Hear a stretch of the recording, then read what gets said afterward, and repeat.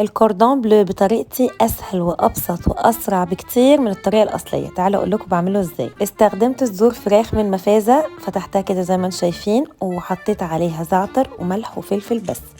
دلوقتي هتبلها كويس قوي من ناحيتين. وده بقى ميكس الجبن، جبنه مكعب كريمي عليها توم باودر وبابريكا وجبنه تشيدر مبشوره وكمان موتزاريلا من مفازه تجنن، لازم تجربوها. هقلبها كويس قوي وحطيت الجبنه المكعب عشان تلمها كده معايا. وزي ما انتم شايفين هحشيها كده وادوس كويس قوي وما نطلعش بره، ونحط التركي ونقفل كويس قوي. لا هستخدم خله ولا اي حاجه ولا هلفها ولا اي حاجه. مهم جدا ان احنا هندخلها الفريزر تقعد نص ساعه علشان تمسك. بعد كده نطلعها من الفريزر في دقيق، بيض بقسماط ومتبلاهم، والمقادير مكتوبه كلها تحت عنها. هنقليها في زيت مش غزير زي ما انتم شايفين كده، يا دوبك تاخد لون ذهبي من ناحيتين ونطلعها نحطها في بايركس. بعد القلي نسيبها 5 دقائق ترتاح وندخلها فرن متسخن وتخش على 180 تقعد تلت ساعه. هتطلع كرانشي وجوسي وبتبظ جبن.